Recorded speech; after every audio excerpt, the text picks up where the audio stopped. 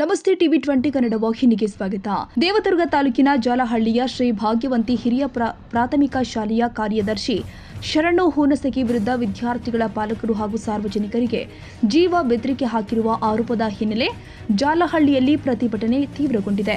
DYFI ಮತ್ತು SFI ಸಂಘಟನೆಗಳ ನೇತೃತ್ವದಲ್ಲಿ ಅಂಬೇಡ್ಕರ್ ವೃತ್ತದಲ್ಲಿ ನಡೆದ ಪ್ರತಿಭಟನೆಯಲ್ಲಿ ಆರೋಪಿಯನ್ನ ತಕ್ಷಣ ಬಂಧಿಸಿ ಕಠಿಣ ಕಾನೂನು ಕ್ರಮ ಜರುಗಿಸಬೇಕು ಅಂತ ಆಗ್ರಹ ಮಾಡಲಾಗಿದೆ. ಪ್ರತಿಭಟನಾಕಾರರ ಪ್ರಕಾರ ವಿದ್ಯಾರ್ಥಿಗಳ ಪಾಲಕರಿಗೆ ಅವಾಚ್ಯ ಶಬ್ದಗಳಿಂದ ನಿಂದನೆ ಮಾಡಿ ಹಲ್ಲೆಗೆ ಮುಂದಾದ ಆರೋಪಕ್ಕೆ ಸಂಬಂಧಿಸಿದ ಆಡಿಯೋ ಸಾಮಾಜಿಕ ಜಾಲತಾಣಗಳಲ್ಲಿ ವೈರಲ್ ಆಗಿದ್ದು ಸಾರ್ವಜನಿಕ ವಲಯದಲ್ಲಿ ವ್ಯಾಪಕ ಚರ್ಚೆಗೆ ಕಾರಣವಾಗಿದೆ. ವಿದ್ಯಾರ್ಥಿಗಳ ಸುರಕ್ಷತೆ ಹಾಗೂ ಶಿಕ್ಷಣದ ವಾತಾವರಣಕ್ಕೆ ಧಕ್ಕೆಯಾಗುವಂತಹ ಘಟನೆಗಳನ್ನು ಸಹಿಸಲಾಗುವುದಿಲ್ಲ ಅಂತ ಮುಖಂಡರು ಆಕ್ರೋಶ ವ್ಯಕ್ತಪಡಿಸಿದ್ದಾರೆ.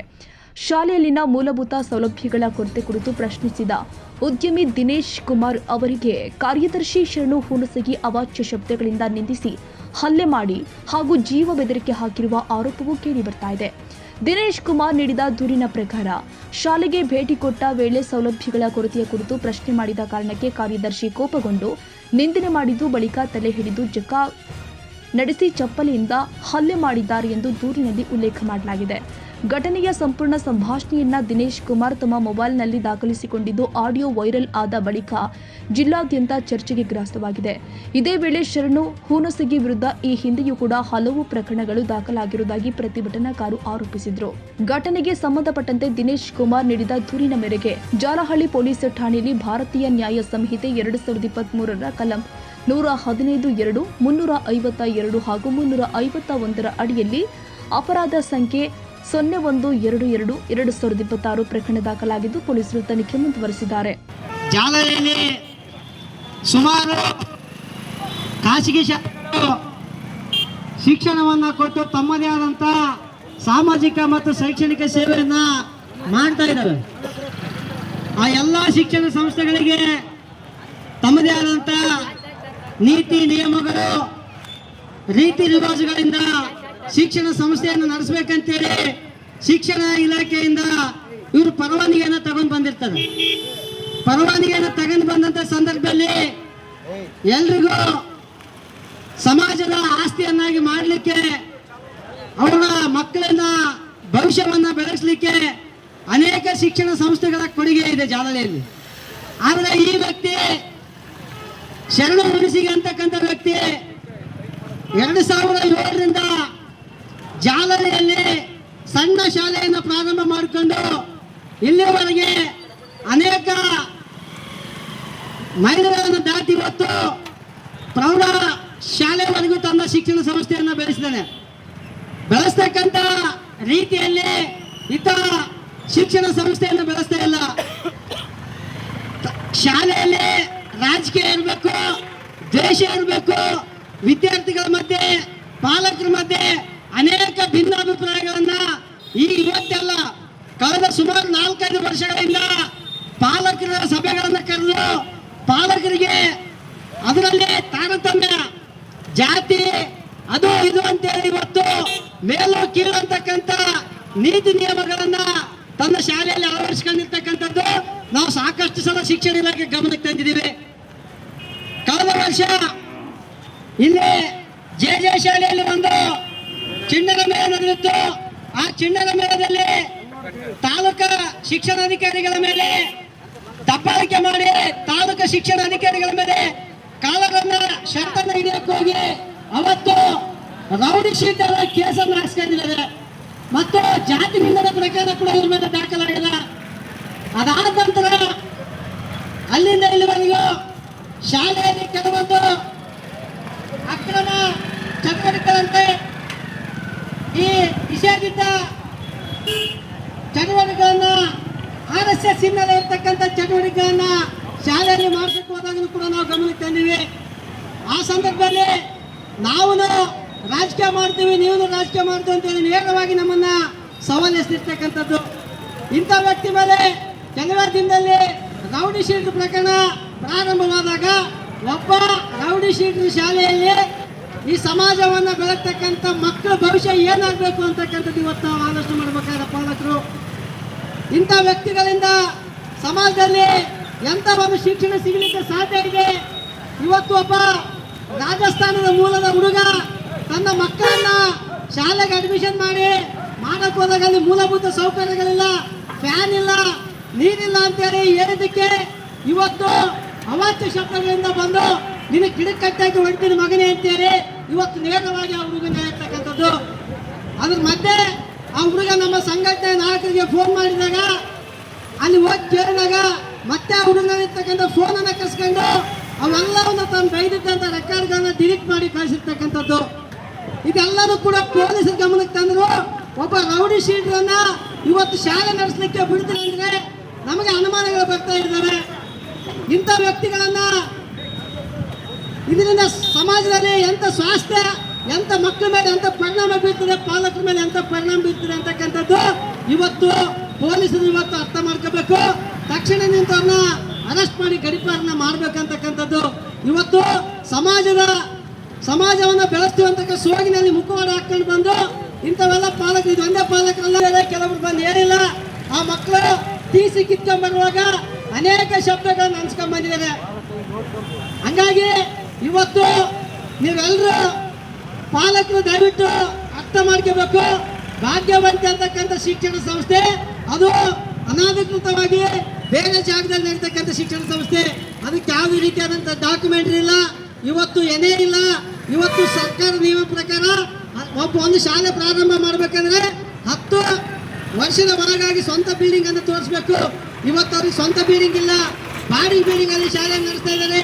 ಮತ್ತು ಅದರಲ್ಲಿ ಸಿಕ್ಕಾಪಟ್ಟೆ ಫೀಸನ್ನು ವಸೂಲಿ ಮಾಡ್ತಾರೆ. ಎಷ್ಟು ಫೀಸ್ ಅಂತೇಳಿ ಇವತ್ತು ನಿಯಮದ ಪ್ರಕಾರ ಹಾಕೋದೇ ಇಲ್ಲ. ಹಾಗಾಗಿ ಇವತ್ತು ಎಲ್ಲರೂ ಪಾಲಕರು ದಯವಿಟ್ಟು ಗಮನ ಹರಿಸ್ಬೇಕು. ಅಂತ ಶಾಲೆಯಲ್ಲಿ ನಿಮ್ಮ ಮಕ್ಕಳು ಓದಕ್ಕೆ ಸಾಧ್ಯ ಇದೆಯಾ? ಅಲ್ಲಿ ಒಳ್ಳೆ ಶಿಕ್ಷಣ ಸಿಗಕ್ಕೆ ಸಾಧ್ಯ ಇದೆ. ಮತ್ತೆ ಅಲ್ಲಿ ಯಾರು ಕೂಡ ನೃತ್ಯ ಶಿಕ್ಷಕರಿಲ್ಲ. D.Ed B.Ed ಓದಂತವ್ರು ಒಬ್ಬರಿಬ್ಬರು ಬಿಟ್ರೆ ಅಲ್ಲಿ ಡಿಗ್ರಿ PUC ಫೇಲ್ ಆದಂಥವ್ರನ್ನೇ ಟೀಚರ್ನಾಗಿ ನೇಮಕ ಮಾಡಿದ್ದಾರೆ. ಇಂಥ ಒಂದು ವ್ಯವಸ್ಥೆ ಇರುವಾಗ ನಾವಿವತ್ತು ಅಂತ ಶಿಕ್ಷಣದ ಬಗ್ಗೆ, ಅಂತ ಶಿಕ್ಷಣ ಸಂಸ್ಥೆ ಬಗ್ಗೆ ಏನು ಭರವಸೆ ಇಟ್ಕೊಂಡು ನಮ್ಮ ಮಕ್ಕಳನ್ನ ಅಲ್ಲಿ ಕಳಿಸ್ಬೇಕು, ಎಂಥ ಭರವಸೆ ಇಟ್ಕೊಂಡು ನಮ್ಮ ಮಕ್ಕಳನ್ನ ಆ ಶಾಲೆಗೆ ಕಳಿಸ್ಬೇಕಂತಕ್ಕಂಥ ನಮಗೆ ಪಾಲಕರಲ್ಲಿ ದೊಡ್ಡ ಆತಂಕ ಸೃಷ್ಟಿಯಾಗಿದೆ.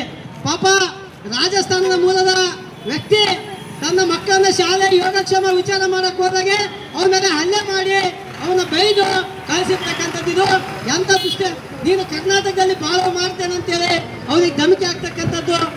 ಇದು ನಾಗರಿಕ ಸಮಾಜವನ್ನು ತಲೆ ತಗ್ಸುವಂತ ಕೆಲಸ. ಒಬ್ಬ ಜವಾಬ್ದಾರಿ ಶಿಕ್ಷಣ ಸಂಸ್ಥೆಯ ವ್ಯಕ್ತಿ ಈ ರೀತಿ ಮಾತಾಡ್ತಕ್ಕಂಥದ್ದು ಸರಿಯಾದ ಕ್ರಮ ಇಟ್ಟಿದೆ.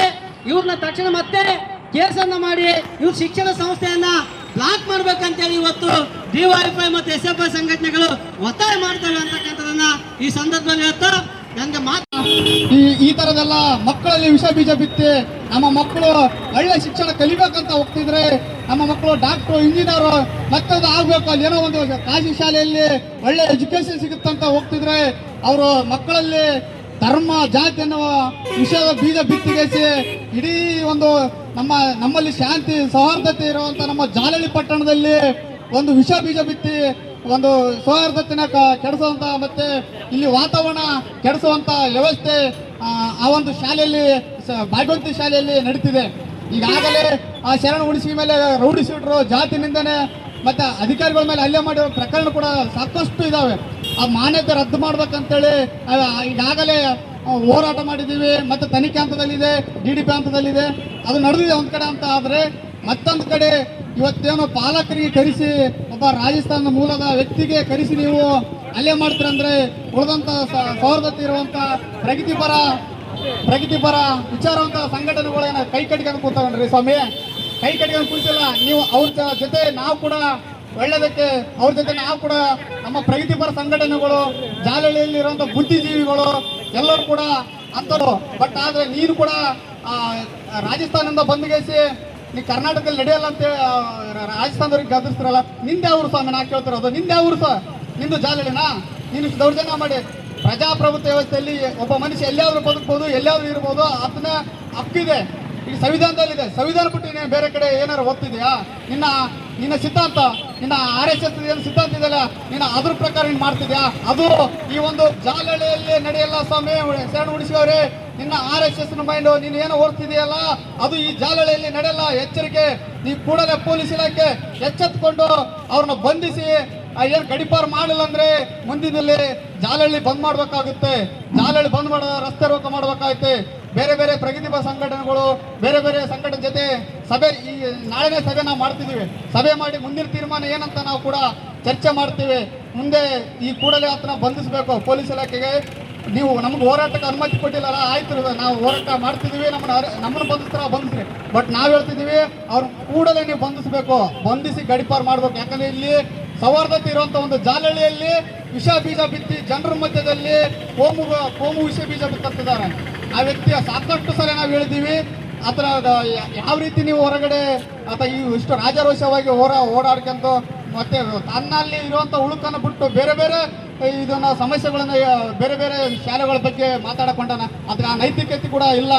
ಕೂಡಲೇ ಅದನ್ನ ಸರಿಪಡಿಸಿಸಿ ಪೊಲೀಸ್ ಇಲಾಖೆ ಅದನ್ನ ಬಂಧಿಸಿಸಿ ಗಡಿಪಾರು ಮಾಡ್ಬೇಕಂತೇಳಿ ನಮ್ಮೆಲ್ಲರೂ ಒತ್ತಾಯ ಆಗಿದೆ. ದಯವಿಟ್ಟು ಆ ಕೆಲಸ ಪೊಲೀಸ್ ಇಲಾಖೆ ಮಾಡಬೇಕು. ಮುಂದಿನ ದಿನಮಾನಗಳಲ್ಲಿ ನಮ್ಮ ಹೋರಾಟ ಯಾವ ರೀತಿ ಇರುತ್ತಂತ ಕೂಡ ನಾವು ಚರ್ಚೆ ಮಾಡಿ ನಿಮ್ಗೆ ತಿಳಿಸಲಾಗ್ತದೆ. ಈ ಒಂದು ಹೋರಾಟಕ್ಕೆ ಬಂದಂತ ತಮ್ಮೆಲ್ಲರಿಗೂ ಹೃದಯಪೂರ್ವಕ. ಇವತ್ತು ಜಾಲಹಳ್ಳಿಯಲ್ಲಿ ಭಾಗ್ಯವಂತಿ ಎನ್ನುವ ಪ್ರೈವೇಟ್ ಸ್ಕೂಲ್ಗಳನ್ನು ತೆಗೆದುಕೊಂಡು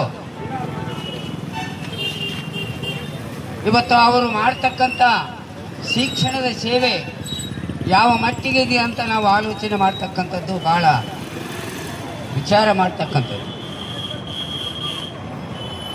ಸುಮಾರು ದಿನಗಳ ಹಿಂದೆ ಈ ವ್ಯಕ್ತಿ ತನ್ನ ಶಾಲೆಯಲ್ಲಿ ಕೆಲವೊಬ್ಬರಿಗೆ ಮ್ಯಾನ್ ಹ್ಯಾಂಡ್ಲಿಂಗ್ ಮಾಡಿದಂಥದ್ದು ಇದ್ದಂಥದ್ದು. ಹಿಂದೆ ಸುಖದೇವನ್ನ ಇಒ ಇದ್ದಾಗ ಆತನ ಮೇಲೆ ಪ್ರಕರಣಗಳು ದಾಖಲಾಗಿ ಆತನು ಗುಂಡಾವರ್ತನೆಯನ್ನು ಖಂಡಿಸಿ ಅವತ್ತು ಒಂದು ಕೇಸ್ ದಾಖಲಾದಂಥದ್ದು. ಇವತ್ತು ನಾವಿಲ್ಲಿ ಅವರಿಗೆ ಒಂದು ಸವಾಲನ್ನು ಹಾಕಬೇಕಾಗ್ತದ. ಆ ಪುಣ್ಯಾತ್ಮ ಯಾವ ಅಂಬೇಡ್ಕರ್ ಬರೆದಂಥ ಸಂವಿಧಾನದಲ್ಲಿ ಶಿಕ್ಷಣ ಪಡೆದನೋ ಅವನ ಆತ್ಮಾವಲೋಕನ ಮಾಡಿಕೊಳ್ಳಬೇಕು. ಅವರು ತಾನು ಕೂಡ ಶಾಲೆಯನ್ನು ನಡೆಸ್ತಕ್ಕಂಥ ನಿಟ್ಟಿನಲ್ಲಿ ಶಿಕ್ಷಣ ಪಡೆದುಕೊಂಡಿದ್ದೆ. ಯಾವ ರೀತಿ ಶಾಲೆ ಇರಬೇಕು, ಆ ಶಾಲೆಯಲ್ಲಿ ಮೂಲಭೂತ ಸೌಕರ್ಯಗಳಿರಬೇಕು, ಅಲ್ಲಿ ಪಾಲಕರ ಸಭೆಗಳಾಗಬೇಕು. ಅಂದಾಗ ಮಾತ್ರ ಆ ಶಿಕ್ಷಣದ ಗುಣಮಟ್ಟ ಹೆಚ್ಚಾಗಕ್ಕೆ ಸಾಧ್ಯತೆ ಇದೆ. ಸರ್ಕಾರದ ನಿಯಮದ ಪ್ರಕಾರ ಇವತ್ತು ಖಾಸಗಿ ಶಾಲೆಗಳು ಇವತ್ತು ಬಡ ಮಕ್ಕಳನ್ನ ಪೂರ್ತಿ ಫೀಸ್ ಕಟ್ಟಲಾರ್ದಂಥ ಸಂದರ್ಭ ಇರ್ತಕ್ಕಂಥ ಮಕ್ಕಳನ್ನು ಸಹಿತ ಅಡ್ಮಿಷನ್ ಮಾಡಿಕೊಂಡು ಅವರ ಶಿಕ್ಷಣವನ್ನು ಕೆಳಮಟ್ಟಕ್ಕೆ ತೆಗೆದುಕೊಂಡು ಹೋಗ್ತಕ್ಕಂಥ ವ್ಯವಸ್ಥೆ ಆಗಕತ್ತಿದೆ. ಇವತ್ತು ನಮ್ಮ ರಾಯಚೂರು ಜಿಲ್ಲೆಯಲ್ಲಿ ಇವತ್ತು ಶಿಕ್ಷಣದ ನೀತಿ ಯಾವ ರೀತಿ ಪ್ರಾರಂಭ ಆಗಿದೆ ಅಂತ ನಾವು ಕೇಳಿದಾಗ, ಪ್ರಾಥಮಿಕ ಶಿಕ್ಷಣ ಅಂಗನವಾಡಿಗಳಲ್ಲಿ ಇವತ್ತು LKG UKG ಕೇಂದ್ರಗಳನ್ನು ತೆಗೆದಾರ.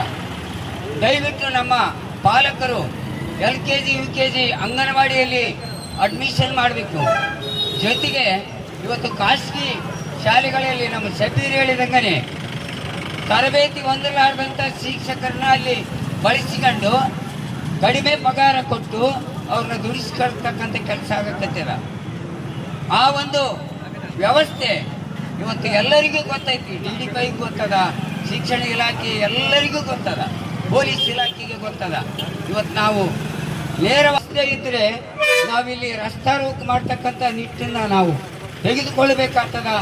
ಯಾಕೆ ತೆಗೆದುಕೊಳ್ಬೇಕಾಗ್ತದೆ ಅಂತ ಹೇಳ್ತೀನಿ ಅಂದರೆ, ಶಿಕ್ಷಣದ ವ್ಯವಸ್ಥೆ ಹದಗೆಟ್ಟಾಗ ಪಾಲಕರು ಕೈ ಜೋಡಿಸಬೇಕಾಗ್ತದೆ. ನಮ್ಮ ಮಕ್ಕಳಿಗೆ ಉನ್ನತ ಶಿಕ್ಷಣಕ್ಕೆ ಹೋಗಬೇಕಾದ್ರೆ ಈ ಶಾಲೆಗಳು ಮಾರಕ ಆಗ್ತವ.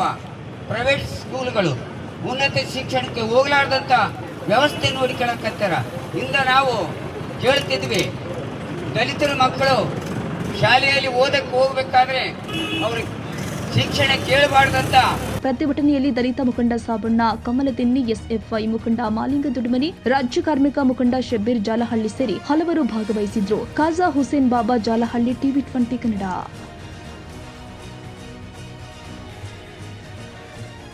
ಕನ್ನಡಿಗರ ಮೆಚ್ಚಿನ ನಿಮ್ಮ ಟಿವಿ 20 ಕನ್ನಡ ವಾಹಿನಿ ಇದೀಗ ಟಿವಿಯಲ್ಲಿ ಲಭ್ಯ. ಕರ್ನಾಟಕ ಮತ್ತು ದೇಶ ವಿದೇಶದ 360 ಡಿಗ್ರಿ ಸುದ್ದಿ ವಿವರವನ್ನ ಪಡೆಯುವುದಕ್ಕೆ ಟಿವಿ 20 ವಾಹಿನಿಯನ್ನು ಲೈಕ್ ಮಾಡಿ, ವಿಡಿಯೋಗಳನ್ನು ಶೇರ್ ಮಾಡಿ, ಕಮೆಂಟ್ ಮಾಡಿ, ಸಬ್ಸ್ಕ್ರೈಬ್ ಮಾಡಿ. HCN ಕೇಬಲ್ 842 ನಂಬರ್ನಲ್ಲಿ ಹುಕ್ಕೇರಿ ತಾಲೂಕು ಹಾಗೂ ಸಂಕೇಶ್ವರದ ಸುತ್ತಮುತ್ತಲಿನ ಹಳ್ಳಿಗಳಲ್ಲಿ ಲಭ್ಯ. PCN ಕೇಬಲ್ 129 ನಂಬರ್ನಲ್ಲಿ ಹಾರುಗೆರೆ ಸುತ್ತಮುತ್ತಲಿನ ಹಳ್ಳಿಗಳಲ್ಲಿ ಲಭ್ಯ. ರಾಯಬಾಗ್ ಡಿಜಿಟಲ್ ಚಾನೆಲ್ ಕೇಬಲ್ 80ನೇ ನಂಬರ್ನಲ್ಲಿ ರಾಯಬಾಗ ತಾಲೂಕಿನ ಸುತ್ತಮುತ್ತಲಿನ ಹಳ್ಳಿಗಳಲ್ಲಿ ಲಭ್ಯ. UDCN ಕೇಬಲ್ ನೆಟ್ವರ್ಕ್ ಉಗಾರ ಸುತ್ತಮುತ್ತಲಿನ ಹಳ್ಳಿಗಳಲ್ಲಿ ನಿಮ್ಮ ಟಿವಿ 20 ಕನ್ನಡ ವಾಹಿನಿಯೂ ಲಭ್ಯ.